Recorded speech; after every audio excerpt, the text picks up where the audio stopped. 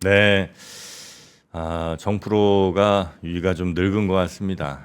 아침에 그 군고구마, 제가 사랑하는 그 편의점 군고구마 있지 않습니까? 그거 하나를 또 이렇게 싹 먹어줬는데, 예전에는 참 속이 편안했는데 요즘에는 약간 좀 위산 분비가 좀 되는 것 같습니다. 이제 위도 이제 맛이 갔네요. 여러분 건강 챙기시고 건강기능식품 당근 거래로 저렴하게 구매하시기 바라겠습니다. 자, 그럼 우리 박병창 이사님 모셔볼까요? 어서 오십시오. 예, 안녕하십니까. 네. 이렇게 원래 괜찮다가 점점 이제 속이 좀 불편해지는 음식들이 하나둘 등장하는 건가요? 안 먹게 되죠. 뭐 밀가루 이런 게 빵. 저 그래서 라면 안 먹는다 그랬잖아요. 이제 그렇게 되는구나. 이제 밀가루 먹으면 그냥 더부룩한 게 아니고 아파요, 배가. 그래요. 예, 자연스럽게 멀어지게 되는군요. 예, 저는 그런 게 진짜 별로 없었거든요. 예. 근데 이제 아침에 뭐 이렇게 고구마 하나 먹었는데 속이 영 편하질 않네. 그뭐 고구마는 괜찮은 음식 아닌가요? 그나마 괜찮은데, 그죠? 예. 아침에 이제 뭐 빵 먹고 이러면 그냥 아작 나는군요. 점점 심해지니까 운동을 하라 그러는데 예. 아침에 우리 정프로님도 그렇고 저도 그렇고 방송하잖아요. 진짜 마음이 많이 아픕니다. 이렇게 나이를 또 실감하게 됩니다. 이제 내년이면 또 38인가 되는 것 같은데. 자, 그러면 미국 마감부터 볼까요? 혼조였습니다. 혼조입니다. 3일 연속 급등했어요. 뭐 혼조로 뭐 좀 빠질만 하죠. 사실. 3일 연속 1% 이상씩 상승을 했으니까요. 다우는 0.08% 강보합, 나스닥은 약보합, S&P 500은 강보합으로 마감했습니다. 특별한 이슈도 없었습니다. 몇 가지만 그냥 말씀드리면요. 닐 카시카리 있지 않습니까? 카시카리. 예. 금리 인상 배제할 수 없다. 매파적 발언을 계속 이어갔는데 투표권은 없습니다. 그렇지만 이제 발언권이 굉장히 세요. 발언이. 그래서 이런 부분이 뭐 영향을 주었다 그러는데 네. 제 고의는 뭐 이런 건 아닌 것 같고요. 디즈니가 이제 실적 발표했는데 컨센서스를 이제 비트했다고 하죠. 이제 거의 이제 맞춰서 거의 비슷하게 발표를 했는데요. 그 스트리밍 서비스 있잖아요. 여기 이제 전망 가이던스가 좀 좋지 않게 나왔어요. 그래서 9% 하락을 했습니다. 그래서 요게 이제 시장 영향을 좀 주었고요. 애플 신형 아이패드 공개했잖아요. 네. 애플은 뭐 플러스 0.38%큰 영향 없었습니다. 주가는 뭐 당연히 영향 별로 없을 거고 선반영 되었으니까. 아까 정프로님 말씀 주신 대로 아침 뉴스 보면 많이 나오지는 않고 있어요. 왜냐하면 그동안에 나왔던 뉴스에서 새로운 게 없었습니다. 그냥 네, 그동안에 맞아요. 나왔던 뉴스 그뭐 다 예상됐던 것들. 칩하고 뭐 OLED 디스플레이하고 뭐 이런 것들이 그냥 나와서 근데 시장은 사실 이거보다는 개발자 회의를 더 기대를 많이 하고 있습니다. 네네. 거기서 뭔가 발표할 거다라고 미리 지금 이제 뉘앙스를 계속 주고 있기 때문에 요 아이패드는 그냥 중간에 한번 나온 거기 때문에 큰 반향은 없었습니다. 뭐 이 정도 영향이 좀 있었고요. 뭐 워낙에 급등을 했었기 때문에 그동안에 3일 동안 나스닥은 거의 뭐 신고지수 근처 왔다고 말씀드렸잖아요. 그래서 급등한 종목들이 일부 내려오는 그런 모습을 좀 나타냈다 정도로 보시면 될 것 같습니다. 테슬라가 조금 더 많이 빠졌는데 그 중국에서 판매 대수가 줄고 있다라는 내용들이 좀 나오면서 조금 더 하락을 했습니다. 자, 어제 우리 시장은 오랜만에 급등을 했습니다. 코스피가 2.1% 하락. 그렇게 많이 올랐어요? 2,734포인트 됐고요. 네. 코스닥은 0.6% 상승을 했는데 어제 상승의 이제 특징 몇 가지 말씀드리면요. 외국인들이 코스피에서 1조 1천억 정도 순매수했어요. 그런데 어제 아침 시작하자마자 뭐 어제 제 방송을 하면서 미국 올랐는데 우리 그 좀 반영해서 1% 정도는 올라줘야 됐으면 좋겠다. 그런 기대가 됩니다. 뭐 이런 정도만 끝났잖아요. 근데 2% 이상 상승을 했는데 아침부터 갭 상승 시작을 했어요. 그러면서 외국인들의 대량 선물 매수가 들어오면서 프로그램 매수가 따라 들어오는 그런 모습을 나타냈어요. 어제 외국인들의 선물 계약이 약 2만 7천 계약 이상 순매수를 했는데 금액으로는 약 2조 3천억 정도 됩니다. 이 2조 3천억 정도의 선물 매수는요. 1일 규모로는 2000년 이후에 처음입니다. 2000년 이후에. 24년 만에 그래요? 최대 규모입니다. 그냥 뭐 이렇게 들으면은 또 그렇게 어저께 대단한 날이었나 이런 생각이 들잖아요. 그냥 별거 아닌 것처럼 생각이 되지만 일일 규모는 그렇습니다. 일일 규모. 보통 선물을 외국인들이 사는 매수의 포지션도 한 3만 계약, 매도 포지션도 한 3만 계약을 꽤 오랜 동안 유지가 됐었어요. 그 정도 되면은 매수 포지션이 되면 또 줄이고 또 매도가 많이 생기면은 또 다시 환매하고 막 이랬거든요. 근데 어제 하루에 2만 7천 계약 이상의 매수가 좀 있었어요. 그러면서 굉장히 큰 규모로 매수가 있었다라는 게 네. 특징이었고요. 또 한 가지는 프로그램 매수가 들어왔겠죠, 당연히. 그래서 차익에서 2,700억, 비차익에서 8,500억, 그래서 1조 이상의 프로그램 매수가 들어왔는데 그 프로그램 매수는 거의 대부분 시가총액 상위 종목으로 들어왔겠죠. 그러니까 이제 삼성전자가 어제 4.7% 오르고 SK하이닉스가 3.7% 이렇게 올랐는데 어제 외국인들이 1조 1천억 산 거에서 삼성전자가 6천억 정도 샀습니다. 대부분 외국인 들어오면 그렇게 움직이잖아요. SK하이닉스가 약 1,800억, 그리고 네. HDD 현대일렉트릭이 약 950억 샀는데 얘는 한 10% 가까이 상승했어요. 그래서 반도체하고 전력기기 같이 움직인다고 말씀드렸잖아요. 네네네. 네, 반도체 오름폭보다 전력기기 종목들이 훨씬 더 많이 올랐습니다. 어제 거의 한 10%씩 대부분 종목이 올랐어요. 네. 그것도 하나의 특징이고요. 그리고 어제 기관들이 순매수가 7,748억이었는데 금융투자가 7,918억 순매수였어요. 이 얘기는 프로그램 매수로 인한 금융투자의 매수가 있었고 연기금이 조금 샀고요. 나머지 다 팔았습니다. 그러니까 국내 기관들이 많이 사서 뭐 이 시장이 이렇게 됐다 이거 아니에요. 네네. 그러니까 외국인들의 선물 거래가 있었고 선물 거래에 뒤따르는 국내 기관들의 프로그램 매수가 있었기 때문에 시가총액 상위의 코스피 200 종목 위주로 상승을 했다. 그러면서 지수가 코스피는 2% 이상 올랐는데 코스닥은 0.6%뿐이 못 올랐다라는 것하고요. 그리고 또 한 가지 특징은 어제 이 와중에 2차 전지는 다 마이너스였어요.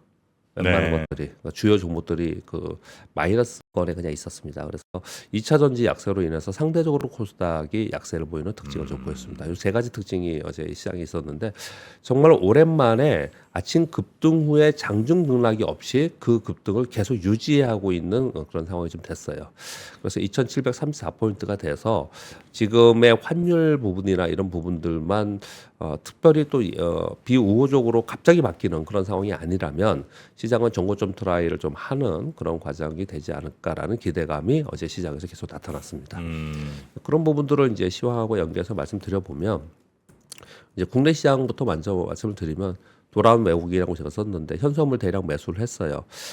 지금의 상황은 이제 지표가 약간 안정화 됐잖아요. 지금 환율과 국채 수익률이 일방향으로 올라가다가 지금 멈춰 있지 않습니까? 네. 그런 부분을 얘기하는 거고요. 그리고 우리나라 환율이 좀 떨어졌잖아요. 그러니까 외국인들이 돌아온 그리고 반도체가 섹터가 올라온 부분도 외국인들이 돌아온 한 계기가 된 거거든요. 그래서 반도체에 집중되고 있다라는 거예요. 그래서 지수는 좀 오르지만 다른 개별 종목이나 다른 종목들은 좀 상대적으로 좀 약세인 상황이거든요. 근데 이제 지수가 올라간 상태에서 지수 하락에 대한 시장 하락에 대한 심리적 두려움이 없어야지만 종목 장세가 되고 테마 장세가 될 수 있거든요. 그런 분위기도 좀 만들어지지 않나 생각을 합니다. 그래서 외국인 수급은 지수 영향, 실적 발표로 인해서 중소형주 흐름이 나타나지 않을까 생각하고요. 국내 시장부터 먼저 말씀을 드렸는데 이제 매크로 시황에서도 보면은 환율이나 국채 수익률 등이 이제 일방향으로 오르다가 멈췄다고 말씀드렸잖아요. 예. 약간 이제 안정이 된 거예요. 떨어진 게 아니에요. 네. 많이 떨어진 건 아닙니다. 여전히 굉장히 높은 수준에 있는 거예요. 그런 가운데 다음 주에 CPI 발표가 있고요. 그 외에 이 지표들을 움직일 만한 이벤트가 없습니다. 그러니 시장의 큰 변화는 좀 또 없을 가능성이 또 있죠. 그래서 또 실적 발표는 또 지금 시총 중하위권 기업들이 미국도 그렇고 우리나라도 그래요. 네. 그런 기업들이 실적 발표를 하니까 실적에 의한 또는 테마에 의한 종목 장세만 이루어지지 않을까 생각을 하고요. 다음 주에 있을 CPI가 그 다음 빅 이벤트고 그리고 나서는 5월 22일 날 있을 엔비디아 실적 이거 계속 바라보고 있는 상황이에요. 그래서 만약에 이쪽을 거래하시는 분들은 이 22일 이전까지 엔비디아의 수급 상황이나 주가 움직임이 어떤지를 살펴보는 게 되게 중요해요. 네, 거기에 연동할 가능성이 상당히 있다. 그렇게 말씀드리고 전반적으로는 미국 시장 꽤 올라왔고요. 우리 시장은 어제 하루 꽤 올라왔고 그래서 이 상태에서 지금은 막 갑자기 뭐 지표들이 또 안 좋아졌고 아래로 빠지는 그렇게 단기적으로 지금 우리가 가정하기에는 분위기는 좀 좋아졌기 때문에 조목 장세가 이루어지지 않을까 정도 보시면 될 것 같습니다.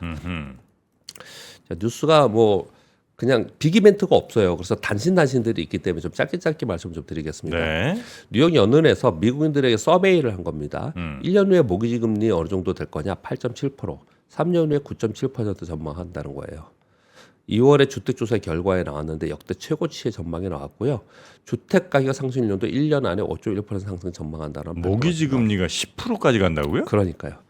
그래서 자꾸 지금 CPI나 물가가 쉽게 떨어지지 않을 거다라는 얘기를 계속 하고 있는 거고 와. 그 반면에는 이게 여기에 왜곡이 있다라는 걸 얘기를 해요. 그 왜곡은 두 가지가 있습니다. 하나는 이들은 우리나라는 우리 그 여러분들이 그 대출 받을 때 그냥 별 생각 없이 대출 받는 경우가 되게 많잖아요. 네. 대출 받을 때 우리는 변동금리가 많아요. 네, 네. 그래서 이제 은행에서 막 고정 옵니다. 몇 년 하다가 이제 변동으로 올랐습니다. 가는 막 이러면서 경우네, 뭐 오죠. 문자가 오잖아요. 네. 근데 미국은 이제 고정금리로 이게 무기지로 받지 않습니까? 네네. 이게 3% 4%대 받아둔 사람들이 많아요. 음. 그 사람들이 지금 7% 넘거든요. 무기지 금리가.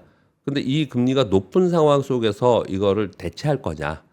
그러니까 팔고 그걸 다시 또 모기지 금리를 더 높은 금리를 할 거냐? 그러니까 거래가 없겠죠. 거래가 없는 상황이 계속 되고 있는 상황이라는 게 있고요. 또 한 가지는 이민자 있지 않습니까? 이민자 수가 늘면서 그들로 인한 수요가 계속 는다는 거예요. 근데 이런 부분들이 복합적으로 작용이 되어 있습니다. 그래서 이런 부분들 때문에 자, 물가가 쉽게 떨어지지 않을 거라는 걸 한쪽으로 걱정을 또 하고 또 한편으로는 파월 의장이나 옐런 장관의 입장에서는 결국은 이게 떨어진다 이렇게 얘기를 좀 하고 있는 거거든요. 제가 부연 설명 안 한다고 하면서 이게 짧게 말씀을 드렸는데 아무튼 트럼프 되면 또 이민자 그렇게 쉽지 않을 텐데. 그러니까요. 예. 예. 그래서 사실 이게 금리가 이렇게 높은 상태에서 만약에 계속 지속되고 있으면은 결국 어떻게 되겠습니까? 물론 우리 그 08년도에 리먼 브라더스 파산 때가 그 모멘텀이 트리거가 부동산 발이잖아요. 네네. 그때는 금리도 높았지만 그 소위 그 담보 대출을 해주는 비율이 엄청나게 높았던 거잖아요. 그래서 그 사태가 이뤄진 거지 않습니까? 네. 근데 뭐 지금은 그래서 담보 비율을 엄격하게 우리가 규제를 하고 있는 거죠. 우리나라도 지금 그렇게 하고 있는 거잖아요. 이제 그런데 하나는 그렇게 하고 있지만 금리가 계속 이렇게 높다는 거는 분명히 문제가 발생될 수 있다라는 거예요. 근데 지금 시장에서는 미국에서는 그렇게 많이 바라보고 있다. 그러니까 좋지 않게 보는 거예요, 되게. 그렇게 좀 보고 있다 이렇게 네. 말씀드리겠고요. 두 번째는 미국에서 인텔하고 퀄컴이 화웨이에 반도체 수출을 했었거든요. 칩 수출을 했었는데 이거 면허 취소, 수출 면허 취소를 했다는 보도가 파이낸스 타임즈에서 나왔어요. 이러면은 화웨이는 특히 이 휴대폰 같은 경우에는 퀄컴 그리고 노트북에 인텔 프로세스 들어가잖아요. 네. 이거 생산 어떻게 해야 되죠? 뭐 이런 가능성에 대해서 뉴스가 좀 나와 있습니다. 혹시 이제 시장을 보시면서 이런 뉴스와 함께 연결해서 봐야 되기 때문에 이거 잠깐 가져왔고요. 그리고 아까 말씀드렸던 중국 그 테슬라가 중국 내 전기차 판매가 4월에 전년비 18% 감소, 3월 대비는 30% 감소했다라고 해요. 그래서 또 염려의 이제 목소리가 좀 나오고 있는데 사실 한편으로는 이런 얘기를 합니다. 그 중국의 그 FSD 승인이 났었잖아요. 요거 이전의 판매 부분이에요. 네. 그러니까 요거 승인되고 나서 이것을 서비스하는 판매는 또 어떨지에 대해서는 좀 지켜봐야 된다. 이제 이런 코멘트는 좀 있는 상황인 거고요. 그런데 그럼에도 불구하고 지금 그 중국이 그 신차 판매를 위해서 보조금 주고 있잖아요. 네. 그걸로 인해서 로컬 시내 에너지차 판매는 33% 급증했대요. 비아디는 전년비 49%, 니오는 전년비 100% 증가했다고 합니다. 그래서 자기네들 로컬 브랜드들은 엄청나게 증가하고 있고 그 외국 차들은 좀 어려운 그런 상황이 좀 있다. 그러니까 자국 내 생산이 어느 정도 안정권 들어오고 이제 충분히 경쟁력 갖췄다 생각하면 그때 열어주는 것 같더라고요. 그렇죠. 예. 예. 예.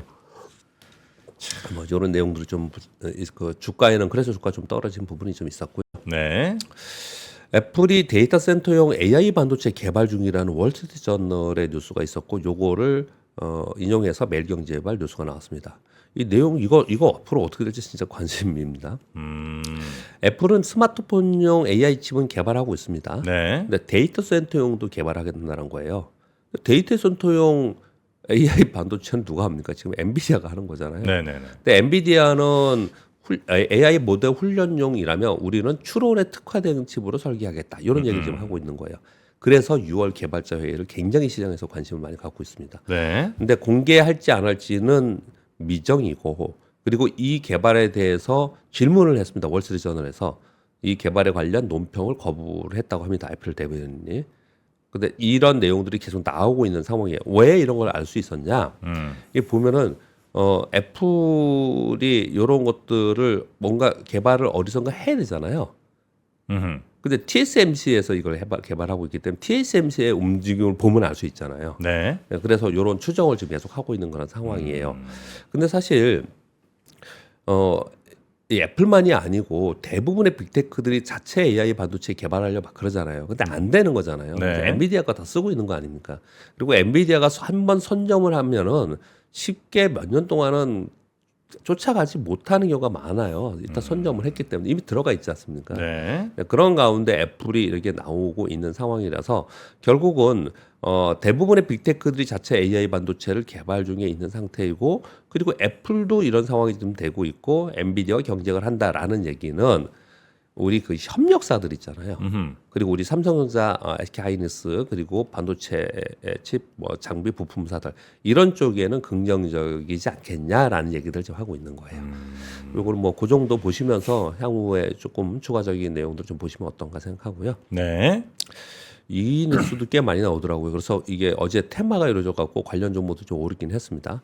마이크로소프트가 스웨덴의 에너지 회사 스톡홀름 엑스렉이라는 회사에서 330만 톤 규모의 이산화탄소 포집 및 제거 계약 체결을 했다는 거예요. 이 330만 톤은 뭐라고 표현하더라고요. 자동차 97만 대가 내뿜는 뭐 이런 표현을 쓰더라고요. 네네. 그런데 이거 사상 최대 탄소 제거 계약이라고 해요. 그래서 의미를 두는 것 같아요. 아, 이거 마이크로소프트가 여기랑 왜 계약하는 거예요? 얘네들이 이제 그 탄소 포집을 하면 네. 그것을 탄소 제거 인증 형태로 마이크로소프트가 그걸 사는 거예요. 아. 아, 그래서 예전에 뭐 이렇게 예, 예. 탄소 뭐 이거 저 구매하듯이. 예. 그걸 하는 거예요. 아. 그 계약을 규모가 사상 최대 규모로 이런 계약이 있었던 거예요. 그러면 한참 이거 가지고 이 관련 종목 뜨고 움직이고 그랬었잖아요. 네, 기억나죠? 네, 탄소 네, 포집하고 네. 방송 나오시는 애널리스트 분들도 막 그 담당자분들이 에휴. 막 보여주고 막 그랬잖아요. 네. 그래서 지금 다 잊혀졌잖아요. 근데 요 뉴스가 나오면서 탄소 포집 관련된 종목들이 어제 일단 한 차례 움직였습니다. 향후에 좀 더 지켜보시면 어떤가 싶습니다. 네.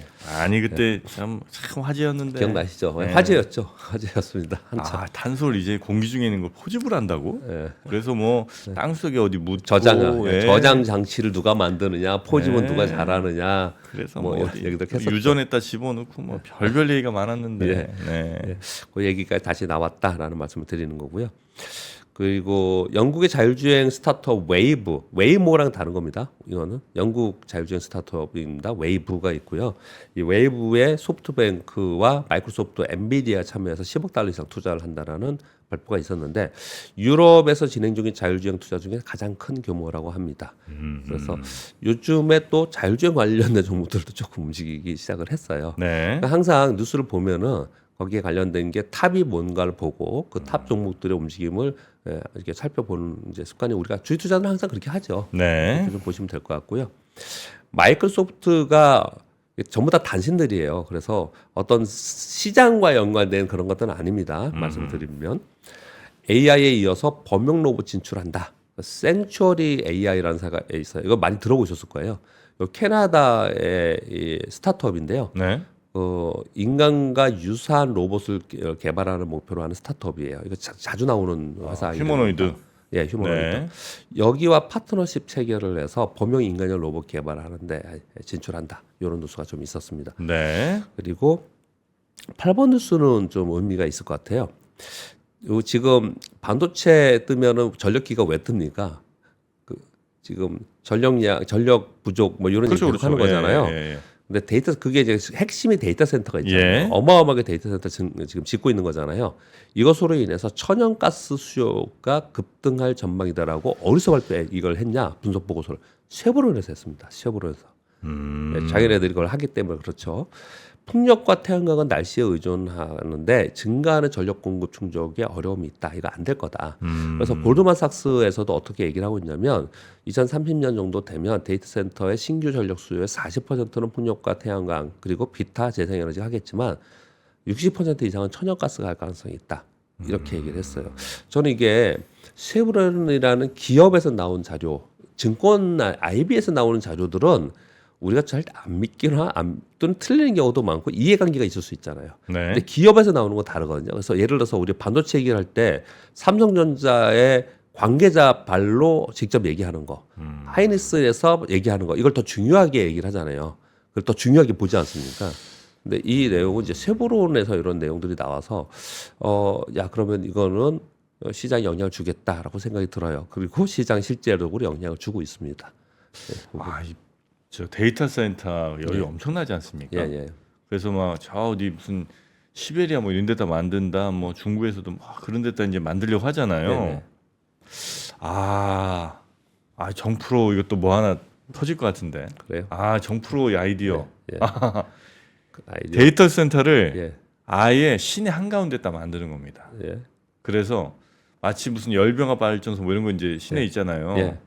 그런 것처럼 온수 공급을 이 데이터 센터에서 나오는 열로 예, 하는 거죠. 예. 이거 아무도 쓰지 마. 내가 쓸 거니까. 아무도 이거 쓰지 마세요. 나 분명 방송에 얘기했습니다. 이거 네트커입니다. 그래갖고 예, 그 열병합 발전소 같은 그런 이제 온수 공급 시스템을 예, 도심 한가운데다 만들어서 예. 데이터도 바로바로 이제 아주 가까운 거리에서 예. 이용할 수 있고 예. 그 지역에 사는 주민들에게 예. 따뜻한 온수도 제공하는. 와 이거 좋은데. 데이터 센터 근데 물이 많이 필요한데 우리나라는 한강에 물이 많긴 한데 네. 다른 나라들은 물 이렇게 많지 물? 않잖아요. 물 왜 필요하죠? 전기는 필요하지만 시키려고? 열 처리, 예, 열 처리. 그러니까 그 열 발생하는 열을 이제 네. 그대로 온수 시스템으로 가자는 겁니다. 이거 좋다. 야 이거 그래서 이제 지금 예를 들면 무슨 이마트니 예. 뭐 이런 데 이제 대형 마트들이 예, 힘들잖아요. 네네. 사람들이 이제 안 가니까 다 집에서 네. 온라인 주문하고 네. 여기 물류센터 같은 데를 이제 데이터 센터로 가는 거죠. 아니면 도심 내에 남아 있는 여전히 이제 영등포 같은 데 공장 많잖아요. 예. 데이터 센터로 갑니다. 여기를 그 지역에 사는 분들 온수 공급. 와 좋은데. 뭐 지금 우리나라는 신도시에 그렇게 되어 있죠. 일산 같은 데는 일산 안에 있는 지금 말씀하신 그 뭐죠? 그 재생 에너지를 이용해서 일산에 공급을 다 하잖아요. 그래요? 예. 음. 가스 공급을 다 하는데. 데이터 센터. 너무 좋다. 예. 데이터 센터 보일러. 보일러 데이터 센터. 좋습니다. 이거는 제 겁니다, 여러분. 아무도 쓰지 마세요. 네, 뭐 9번, 10번까지만 좀 잠깐 말씀드리겠습니다. 네. 아까 디스플레이 잠깐 얘기했는데 요즘에 디스플레이 뉴스가 많이 나오거든요. OLED 디스플레이. 근데 전에 한 번도 말씀드렸지만요. 어떤 뉴스를 많이 하는가, 이렇게 빈도수가 많은가가 굉장히 중요해요. 우리가 주식 투자하는 사람한테 굉장히 그게 중요한 거고요. 그래서 저는 심지어 이렇게 얘기를 해요. 지금 시장에서 가장 핫한 섹터 그리고 가장 핫한 종목이 뭔가를 알고 싶다. 나는 잘 모르겠다. 그러면 증권 방송 채널을 하루만 열심히 들으면 거기 나온 사람들이 제일 많이 언급하는 섹터와 제일 많이 얘기하는 종목이 지금이 주도주다. 예, 그렇죠. 네네네. 똑같이 그렇습니다. 이 섹터도 뉴스들이 있죠. 네. 안 좋은 데는 잘 안 나와요. 네. 심지어 우리 그 증권사에 있는 애널리스트 있지 않습니까? 네. 애널리스트 분들도 거의 대부분 게 계약직으로 많이 있는데 네. 막 바이오가 한참일 때가 있잖아요. 엄청 인기가 많고 빈도수도 많고 자료도 많이 내놓고 막 그래요. 네. 그럼 많이 뽑아요. 그러다가 바이오 우리 몇 년 동안 안 좋았죠? 계속 안 좋았잖아요. 네. 그러면은 직원을 계속 줄여요. 빈도수도 없고. 제가 그냥 이 중요성을 얘기하기 위해서 비교를 이렇게 해드리는 거예요. 네. 이 보면은 반도체 얘기가 막 나올 때 있고 2차 전지 얘기 막 나올 때 있고 이렇게 다르잖아요. 뭐 올해 들어서는 다 반도체만 얘기를 하지 않습니까? 근데 최근 들어서 이 디스플레이 얘기를 되게 많이 나오고 있어요. 그래서 그렇다는 얘기는 뭔가 변화가 생기거나 시장에서 또는 투자자들이 관심이 생겼다라는 얘기거든요. 그래서 그런 부연 설명 좀 드리겠고요. 뭐 디스플레이 관련된 거는 이제 애플 아이패드 때문에 이제 시발점이 됐고요. 이제 계기가 된 거고요. 이제 그런 와중에 어제 그 옴디아 시장 조절 업체죠. 여기가 대형 OLED 수요 증가가 10인치 이상 비중이 2021년 44%였는데 내후년쯤 되면 한 80% 이상으로 증가할 거다. 심지어 20인치 대형 화면도 차량에 탑재할 전망이라는 이제 발표가 좀 있었어요. 이 차량 인포테인먼트로 활성화로 인해서 대형 OLED 수요가 계속 증가하고 있다. 이건 TV가 가장 핵심에 있어요. 가장 네. 많은 거니까 TV에 있어요. 그리고 지금 아이패드 나오는 거에 이제 화면이 좀 커졌잖아요. 이제 거기에 들어가는 것들이 있고 여태까지는 OLED는 전부 스마트폰에 있었습니다. 그런데 이게 지금 커지고 있다라는 거예요. 그 커지고 있는 것 중에 하나가 차량에 탑재한 것에 들어간다. 이 얘기를 지금 하는 거예요. 근데 이거는 가능성이 좀 있죠. 근데 실제로 차량에 그렇게 큰 게 필요한가라는 생각은 저는 사실 듭니다. 그래요? 그때 제가 파노라마 OLED를 장착한다 그랬더니 그때 제가 작년에 방송할 때는 정프로님이 그게 왜 필요하냐고 그때 그러셨어요. 그때 그러셨어요. 맞아요. 기억나시죠? 네, 맞습니다. 근데 요즘에 나오는 우리나라 차들 있잖아요. 현대차, 기아의 차들 보면은 이 뭐랄까요? 고급 세단이 아닌데 일반 차들 이렇게 보면 택시 이렇게 타도 네. 앞에가 거의 대부분이 맞아요. 디스플레이인데들 되게 많아요. 점차로 정말로 많아지는 건 분명히 맞는 것 같아요. 네. 그래서 그쪽 시장이 커진다 이런 얘기를 좀 하고 있는 것 같아요. 핵심은 OLED예요. OLED 쪽을 좀 봐야 된다. 그렇게 말씀드리겠고요. 네. OLED. UBS에서 엔비디아 목표 주가 상향 발표했는데 엔비디아를 설명드리는 것도 아닙니다. 목표 주가 상향이라는 것도 설명드리는 게 아닙니다. 제가 지금 설명드리고 싶은 거는 그게 아니고 왜 높였냐를 설명을 했는데 네. 이게 이제 전체 이쪽 섹터에 영향을 주기 때문에 블랙웰이 뭔지 아시죠? 블랙웰. 지금 H100 말고 그 다음 거. 네. 다음 거에 명명을 블랙웰이라고 했잖아요. 그렇습니다. 요거 예상 출하 시기가 12월로 되어 있어요. 그러면 그 전에 지금까지 쓰던 거 있고 신제품이 나오면 신제품을 사기 위해서 대기가 잠깐 있을 수 있잖아요. 네. 그래서 3분기 실적 둔화 가능성이 있다라고 생각을 했다는 거예요. 그런데 지금의 신제품 출시 전 기존 제품 수요 둔화가 있는 상태에서 블랙웰 대기 수요가 보니까 굉장히 강력하더라는 거예요. 이걸 보니 이게 중간에 수요 둔화가 나타난다 하더라도 별 문제가 없을 것 같다. 요 얘기를 하면서 EPS와 그 매출 추정치를 높이면서 높였다. 이렇게 얘기를 하고 있거든요. 네. 이게 포인트의 핵심 포인트입니다. 이게 블랙웰의 예상 출하 시기가 12월로 되어 있어요. 그래서 이제 3분기에 둔화된다. 요걸 설명드리려는 게 아니고 이게 얼마나 대기 수요가 있냐에 따라서 우리나라 SK 하이닉스와 삼성전자의 실적이 연동되는 거거든요, 이게요. 네네. 그리고 누가 더 1위를 갈 거냐. 지금 SK 하이닉스고 삼성전자는 자기가 1위 하겠다 이렇게 얘기를 하고 있는 거고요. 이게 왜 또 중요하냐? 이게 만약에 정말 이런 전망대로 수요가 강력해서 SK 하이닉스와 삼성전자가 괜찮다라고 한다면 우리 시장이 좋은 거예요. 시장 자체도. 그래서 요거는 의미 있는 것이라고 생각을 해서 여러분께 좀 전해드리고 아마 좀 살펴보시면 그러니까 중요한 게 이 다음 제품의 수요가 얼마큼이고 그리고 지금 만든 게 다음의 수요에 얼마큼의 공급을 할 수 있냐 요게 핵심 포인트입니다. 그렇게 보시면 될 것 같아요. 네. 오늘 여기까지 전해드리겠습니다. 그럴까요? 엔비디아 목표 주가 상향 소식까지 왜 상향했는지 요걸 우리가 좀 살펴봐야 된다. 네. 얼마까지 상향했나 이거보다는 왜 상향했는가. 그 이유 논리가 만약에 맞다면 뭐 또 어떤 액션 투자를 할 수도 있는 거고 아니라면 또 반대 선택을 할 수도 있는 거겠죠. 예. 지금 그 데이터 센터 열 활용 관련된 댓글이 아주 뜨겁습니다. 네. 좋은 아이디어가 있으면 네. 그래서 지금 난리예요 지금. 서로 하겠다고. 정프로 천재설 지금 나오고 있습니다. 이과들이 다 지금 저한테 무릎 꿇었어요. 문과 못 당한다. 네, 정프로 아이디어는 어디 가서 막 쓰지 마시고 제 독점입니다. 자, 그러면 우리 박병창 이사님 여기서 네. 네, 보내드리고 내일 아침에 다시 뵐까요? 네. 네, 고맙습니다. 감사합니다. 투자 마스터들의 세심한 케어로 건강한 투자 습관을 만드세요. 6월 가격 인상 전 마지막 구독료 할인 혜택도 놓치지 마세요. 3프로 멤버십, 3프로 앱에서 확인하세요.